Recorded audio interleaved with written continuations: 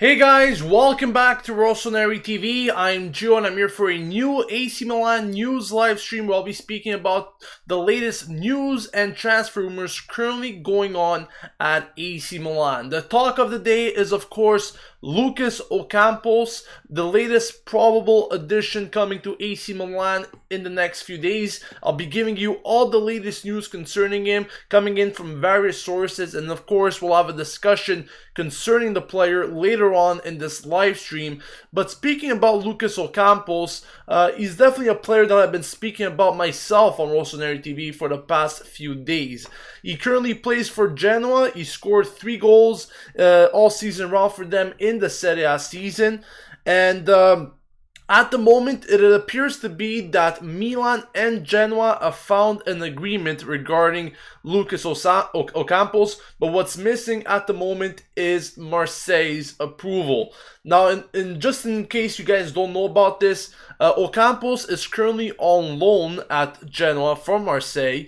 His loan does expire at the end of the season. Therefore, for the player to come to Milan, Milan needs to go to Marseille first because they are the team that currently hold Ocampos' rights.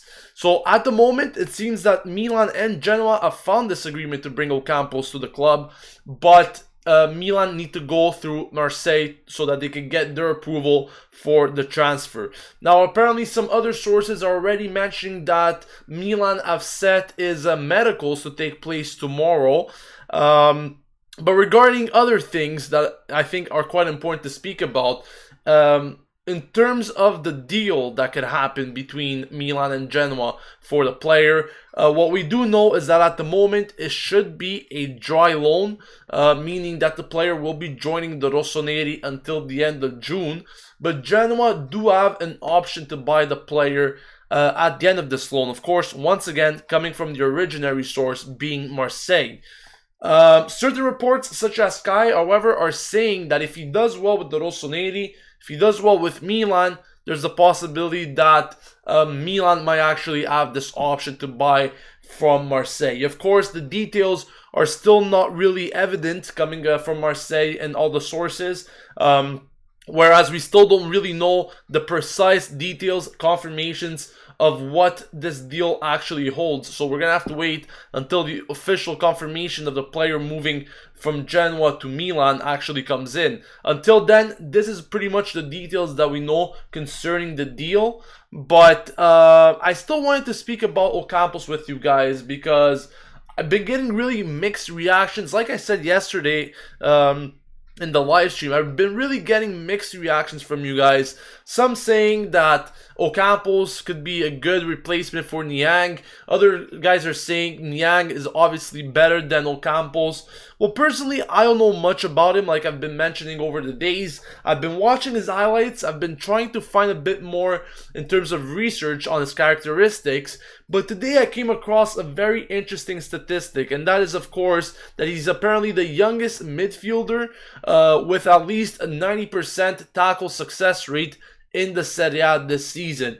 As a matter of fact, he does have a 92% success rate in terms of tackling. And I think this is very good for a player to have, of course.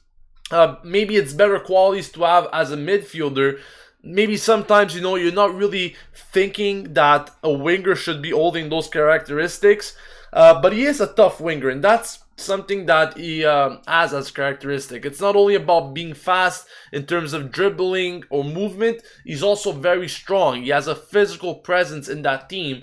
Like I said, it might not be the ideal for a winger, but it seems to be that he could have all these attributes credited to him, and he could still do a very good job. The only good thing that I see about this in terms of the tackling success rate is that if he's capable of regaining the ball, regaining possession in the opponent's half or in the last third of their field, this could be very good to restart counterattacks or keep the ball in the danger zone, in the opponent's danger zone. And I think that could be a very good characteristic to have and could definitely help Milan generate more chances.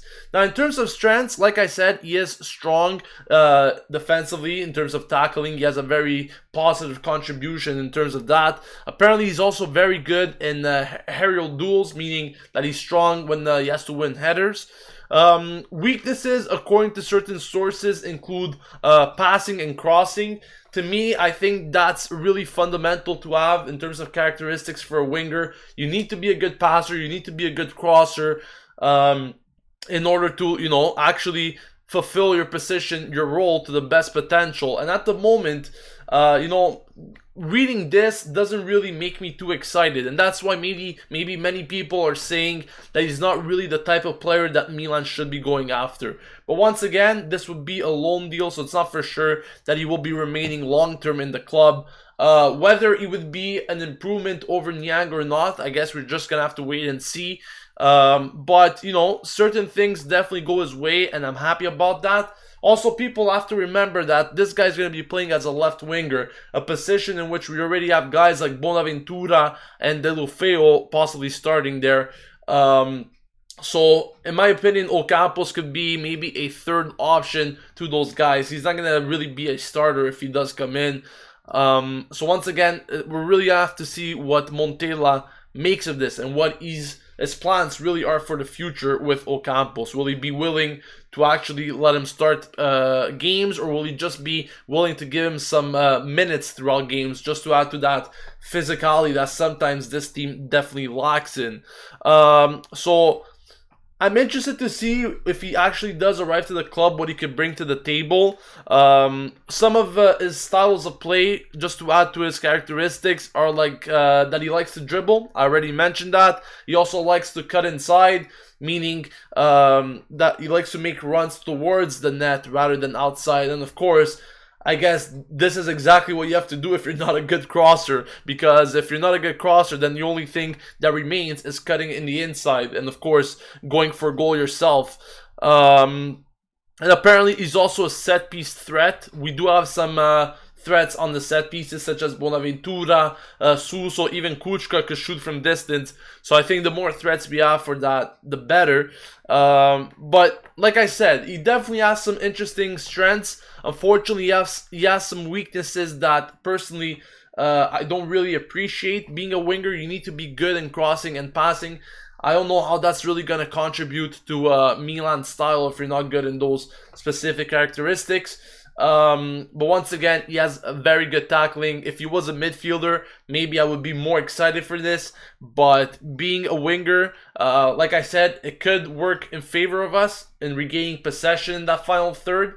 But other than that, I don't see many positive signs regarding this player. But we'll see what happens. We'll see in the next few days what Milan decides to do with this player. Will they actually be going for him? Will they be signing him or not? But at the moment, we're still awaiting for some official confirmations coming in from Marseille, because that is really what remains at the moment. We are missing confirmations from Marseille. We don't know if they will be letting or willing to let the player go to Milan. I don't think it should be a problem because, like I said, he's currently on loan at Genoa. It really wouldn't change anything if he goes from a loan at Genoa to a loan at Milan. But once again, we'll see exactly what Marseille decide. I think we should have some official confirmations either later tonight or tomorrow morning. So let's get into your comments. Let's see what you guys think about Ocampos. Once again, I did ask you guys for the past few days, but maybe if you didn't join those live streams, this could be another opportunity for you guys to join in the chat and let me know exactly what you guys think of him. If you know things about him that I didn't mention, that could be also good to contribute to the discussion. So really, yeah, anything that you have concerning this player, anything that you want to speak about concerning him, let me know in the comment section below, and I'll definitely address your questions. Arjun says that he's better than Lorniang, Montolivo, Honda, and Bertolacci. Once again, we're going to have to see when he comes in if he's better. Cesare85 says they said X amount of goals. Did they ever say how many exactly? I think you're speaking about Niang. Yes, it is 8 goals. If you want to clarify for that, it is 8 goals. Arjun says Ocampos is only 21, so you can do better. Well, like personally, yes, definitely an age could be something that the player could develop with, but we are only getting this guy on loan. It's not like we're signing him to a 3-4 year deal that we need to project his future at the moment.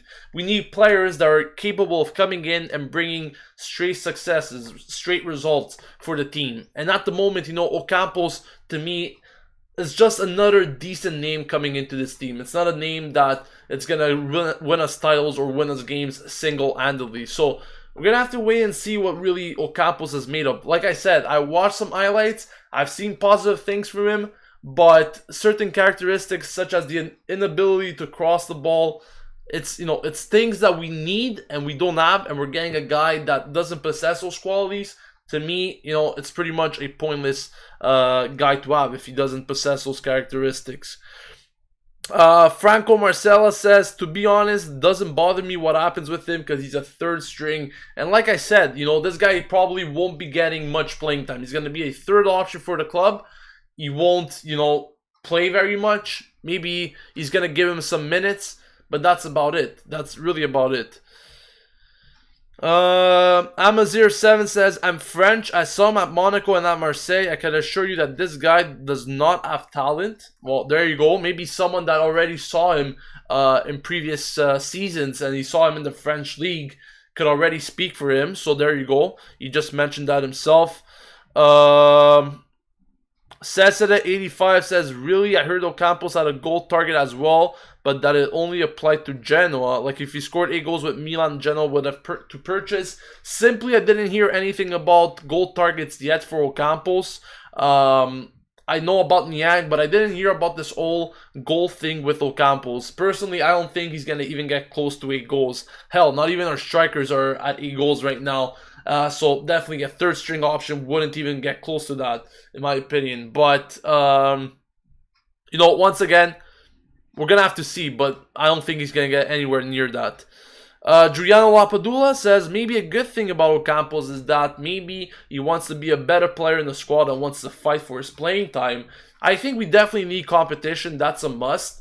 Like I said, it could be a definite upgrade over Niang for that sole purpose, meaning that he's concentrated, he's willing to do good, he wants to give the results to the team, he's willing to fight for his spot, whereas Niang was just being a lazy player all around. A player that whenever he was given the opportunity, he was very lazy, and it's like he was taking the opportunity of being at Milan as a privilege. He wasn't really working for it. It's like it was given to him and he was happy with what was given to him. He didn't really want to improve himself. He didn't want to, fight for his spot because he thought that it was just handed to him. It wasn't the case in the last few months, and that's how he lost his place. So maybe a guy like you said, Ocampos, maybe could have better, he could be, more involved, he could be willing to work harder. Definitely that could be something that we could see with Ocampos as opposed to what we saw with Niang. Amazir says, seriously, highlights don't mean anything. They show the best of a player. If you want to see what a player is capable of, you have to see the games. And honestly, I completely agree with that. Like I said, I only was able to watch highlights of this guy. I don't watch many Genoa games, and to be honest, I think he was kept on the bench a few times this season, so it's not like he even plays at all the time with Genoa, So it's not like I really know much about him. I don't see him week in and week out. All I saw was his highlights, and to be honest, yes, exactly what you said, they show the best of the player, but from what I'm reading, it's not like he's the best player out there. Maybe good for a third string option like some people are mentioning, but definitely not for a starter position. Tahagata says, I heard from some Argentinian fans that they were once a bit excited about Lucas Ocampos, but not right now. Milan Butch, how doesn't he have talent when he is an exciting prospect on FIFA? I just love when people speak about FIFA. I just love it. Tommy says, Joe, what's up? It's Tommy. I want to tell you that I've created an Instagram fans. Okay. Franco says it's okay that Niang left because Deulofeu will replace him rather than Ocampos. Well, yes. like I said, Deulofeu is definitely going to be the more likely option to start. But at the same time, you know, maybe he needs competition as well, because if Bonaventura does slot back into that midfield, you're going to need competition on that left side with Deulofeu. Once again, Deulofeu could also play on the right. He could cause competition to Suso. I think it's good to have versatile players, though, that create some competition in the team and don't just, you know, pretty much assure a starting role to every player that usually plays on a given week. Giuliano says, is it true that Milan's top transfer targets for the summer are Bade, Belotti, and Insigne? They're names that they have been considering, along with a lot of other names, like Keita Balde, Bernardeschi, also talents from other countries. Milan have a big list, of course. I wouldn't say that they're top targets, but they're definitely players that interest the club at the moment. And there's a really big list when you take a look at it. If you guys do some research, I already spoke about it throughout the month. But there's a lot of players that Milan were considering, even from the Bundesliga and other countries. So, yeah, I definitely spoke about that already. Nick Guglielmo says, without Bonaventura, what is the best midfield trio? If we don't get a new midfielder in this transfer market window, I think the best midfield trio will definitely be Kuchka on the right, Locatelli in the middle, and I think Pasalic could be a very good addition, or like a starter if I have to choose on that left side. People would say Bertolacci. Personally, I see Pasalic maybe a bit more involved. Bertolacci has shown some good things in recent weeks, but you know, he's still that average player. He hasn't really surpassed himself. He hasn't really proven his price tag just yet. He's still being that above average player, or average at least. Pasalic, you know, he came into this team with no expectations, and Pasalic actually proved a few things. He got a goal this season. He did some very good things. I like his dribbling. I like his runs. So from a player that I wasn't personally expecting much, and he proved more than a player that I was expecting when we signed him, to me that speaks pretty loud. You know, it gives a pretty good statement when you take a look at those two players. Philip says, any Chinese takeover progress news? There are no updates considering that. We are still awaiting for updates considering the takeover. As soon as they do come out, rest assured we will be mentioning it on the channel. They didn't want Orsolini. Did they approve Ocampos' transfer? I think they already approved it. That's definitely, if they're already negotiating with, well, pretty much it's a given fact between them and Genoa. All they're waiting for is Marseille now. So if they're already, you know, up to that point, it's pretty much sure that they accepted this transfer. Fares says, Joe, do you think the Luis Gustavo deal will go through? At the moment, there's no negotiations with Luis Gustavo. Once again, it is a player that we've been interested in, but simply there's no negotiations or whatsoever at the moment. And if I'm not mistaken, Juventus are also after him, and they wanted to sign him in the summer. I think they already wanted to sign him from this winter, but Wolfsburg said no.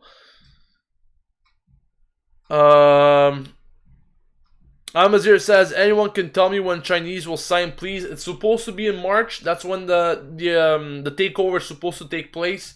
But once again, you know, that deal has been postponed many times. At the moment, we still don't have any updates, but it's supposed to be taking place in the first week of March. Do I think that the Luis Gustavo deal will go through? At the moment, I think it's early to say. It also depends on what Milan end up doing this season if they do qualify to Europe.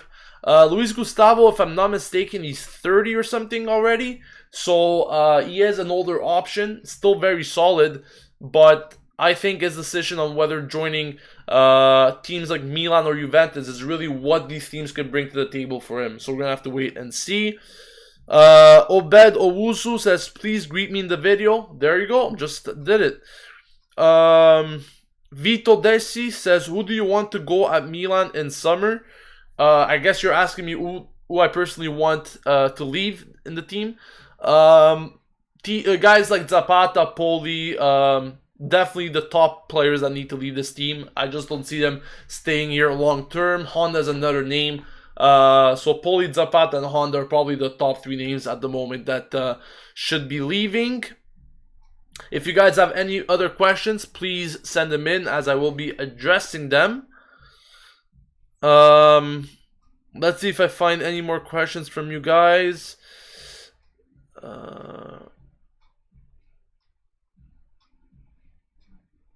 Arjun says, Gio, we were interested in Sime Versaco on loan. What happened?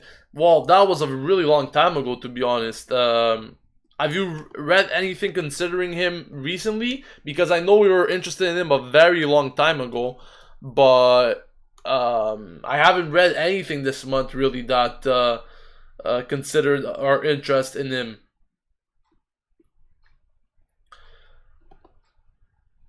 Philip says, thanks Gio for the answer. Greetings from Serbian fans. Greetings to you guys. Maybe I'm going to answer one more question or two before I sign off. Once again, we will be continuing to post news on a daily basis on the channel. It's pretty much your place to stay updated with everything going on at Rossoneri TV. So if you guys want to stay updated with the best and biggest AC Milan fan channel on YouTube, make sure to hit on that subscribe button.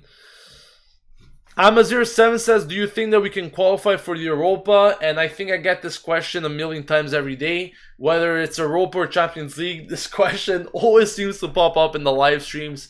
I said this several times. I think the Europa League is definitely a must. First of all, it's a must. Second of all, I think it's definitely a possibility because we are not that far from our opponents. We still have a lot of games to be played. What's important is that we get a good streak of wins. Just like Inter did, I think they got 6 wins in a row. If you recall, they were about maybe 10, 12 points behind us, and now they actually surpassed us. What Milan need to build is a big streak. 5, 6 wins in a row. If they're capable of doing that, I'm pretty sure our chances of going to the Europa League are safe. Franco Marcela says, we are halfway through the season. What are your expectations for the rest of the season? That's a very good question. I'm happy you asked there, Franco. I think this first half of the season, first of all, was pretty surprising. Personally, I wasn't expecting Montella to do such a good job with the players that he had at his disposal so early in his coaching career at Milan. But he had a lot of players that pretty much showed up and were there to play, in respect to other years when unfortunately it was just a team of players just playing for the sake of it, for their paycheck. But definitely the rise of Donnarumma, the rise of Locatelli, Suso, Bonaventura, Lapadula scoring some crucial goals, all contributed to the success that Milan had so far in this first half of the season. The second half of the season, pretty much I'm expecting a much harder task than that first half. At the same time, you have to consider that other teams are still in European competitions. They're still in the Coppa Italia, so the fatigue will build up as well for those teams. It's not only a case for us. But I think really, unfortunately, we weren't really capable of getting some good quality depth players in this transfer window. I think Deulofeu is definitely a good option to add to the team. But, I think we needed to make some big signings if we wanted a shot to the Champions League, for example. Unfortunately, we will probably have to settle for the Europa League. I just hope and pray that at least we make it there, because I can't stand waiting another year once again with this team without any European competition to play for. So we definitely need to make it to the Europa League. I think that's a must. But like I said, it all depends on the players. It all depends on the fatigue levels, potential injuries that could occur. Knock on wood, let's hope nothing happens. But, at the end of the day, these are all details that separate teams at the end of the season. And we need to work our hardest, really. Teams, our players will be fatigued. They will be tired week in and week out, especially when it hits March. That's really when the fatigue will build up, and that's when I said we needed players that have depth in this team, that could add to the depth and come in to replace these players. So unfortunately, we don't have all our cards sorted out just yet. We are waiting for that to happen in the summer, hopefully. But I'm expecting a similar fighting attitude. What needs to be done now is not just have this fighting attitude, this never die attitude, but also getting the results while we're at it. You know, it's not enough to just perform and do well in second halves. For example, what's important is to walk out of games with the full points, because at the end of the day, that's what matters the most. Amazir says, do you prefer Baka or Lapadula as a starter? Personally, I do not want to see Baka anymore. Baka scored 3 goals this month, which, to my surprise, you know, I really wasn't expecting him to get 3 goals after a poor month of December. But definitely it's another question that I get asked a lot. I just don't like Baka's work rate, to be honest with you. Yes, he gets goals. He can go a good moment scoring lots of goals, and then out of nowhere he just falls into this major slump. He's not capable of scoring anymore. Baka, unfortunately, just waits for passes, doesn't really work around the team. He works he doesn't really work for the team, he works around it, meaning that he's waiting for passes to come to him, rather than him getting the movement going on, you know, the plays going on, the attacks going on. That is why sometimes I would personally prefer Lapadula. You know, he could give you those chances. He could definitely finish goals. He could create for himself. He's capable of moving more, finding space. These are all qualities that Lapadula holds over Baka. And to me, maybe Lapadula should be getting the start again. But when you guys get a guy like Baka on the team, you know, you also have to understand that they pay a lot of money for him, and they simply wouldn't be benching a starter week in and week out. But we'll see exactly what Montella does with him. Hopefully he gets it right in the long run. IX Mazin says, do you think Ocampos will be a starter until the end of the season? If he comes, definitely not. Definitely not. He will be a second, max third option for this team in terms of left winger, but he will definitely not be a starter. Obed says, thanks a lot, keep these videos, I will support you forever. We definitely will be publishing videos on a daily basis, so yeah, definitely that's something that we always do here at Rossoneri TV. Tajata says, I was interacting with Luis Adriano on Instagram. He misses Milan and Genoa a lot, as he said to me and many others. Well, look at that, he actually answered you. That's pretty interesting. But yeah, that's another guy. Unfortunately, he wasn't getting much playing time, and even when he wasn't working that hard. Another character, I wouldn't say like Niang, I think that's way far off, but there were games where Luis Adriano came in and he was walking around as well. One more question. Jeffrey says, what's your ideal starting 11? I get this question asked a lot as well, but it would probably go Donnarumma in net. Call me crazy, but I would probably put Calabria on the right back, Paletta, Romagnoli as a center backs, Antonelli on the left. For that midfield, I would put Kuchka on the right, Locatelli in the middle, Pasalic on the left, or even Bonaventura on the left. Up front, I will try out Suso, Lapadula, and Deulofeu. Let me know what you guys think about that. And that is a 4-3-3 formation, of course. Well, if there's no more questions, guys, on that note, I'm going to sign off. Don't forget, tomorrow there will be the match preview for the Udinese game.